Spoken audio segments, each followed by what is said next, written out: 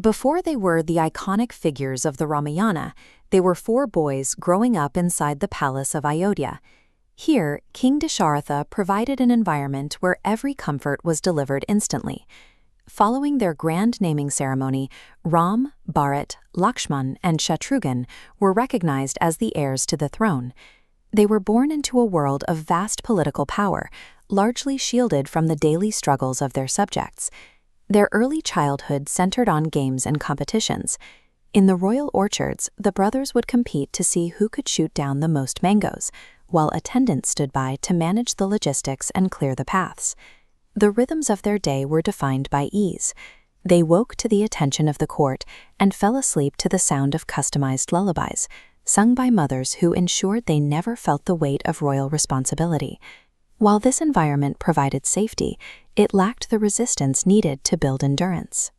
To lead a kingdom effectively, they would eventually need to understand the lives of those they ruled, lives that were far removed from the palace walls.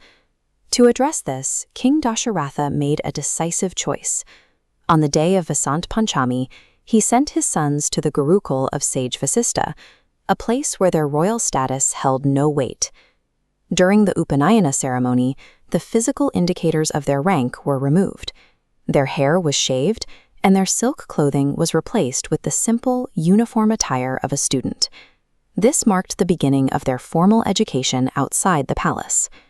By removing the princes from their familiar luxuries, Dasharatha placed his heirs in an environment that demanded immediate self-reliance. Upon arrival at the ashram, Sage Vashistha established the ground rules. He declared that within these walls, the distinction between a prince and a commoner no longer existed. As part of their Brahmacharya vow, the brothers were required to physically beg for alms, or Bhiksha, from the nearby community. They had to rely on the generosity of others for their daily sustenance. This served a social purpose. Allowing wealthy students to bring luxury goods creates a visible divide. By making every student beg, education becomes a collective effort, shifting the responsibility from individual families to society as a whole. This system was designed to foster a shared identity. Through the act of begging, the princes were forced to interact with the people they would one day rule, preventing the growth of ego. The physical demands of the ashram were constant. The princes were responsible for sweeping the grounds, always walking barefoot and working in sun or rain. Vashistha used these tasks to condition their bodies. He was preparing them for a future where they might face the elements without the protection of a palace, such as their eventual years spent in the forest. The curriculum also included the study of human biology. Vashistha taught them that the body is influenced by 5 elements: earth, water, fire, space, and air, and that health depends on keeping these elements in balance.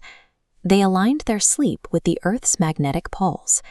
The human body has its own localized magnetic field, interacting directly with the planet's larger flow.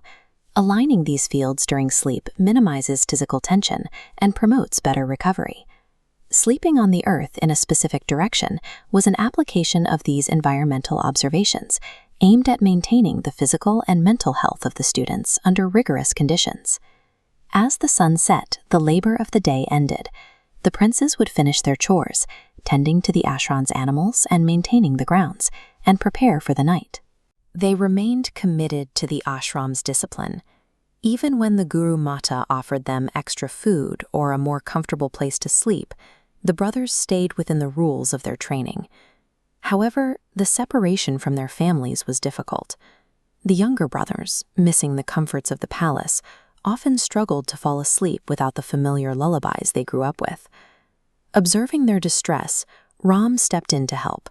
He took it upon himself to sing the traditional Aaja nindiya lullaby, providing the comfort his brothers needed to find rest.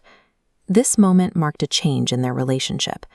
In the absence of their parents, Ram began to take on a protective role, moving the 4 brothers from a group of individual princes toward a more cohesive family unit. The transition from royal life to the labor and shared responsibility of the Gurukul provided the foundational experiences of the princes' youth. It prepared them for the challenges that would define their lives and the Ramayana itself. To learn more about the traditions and history found within India's ancient epics, subscribe to Rahasya Gatha. Join the conversation in the comments below.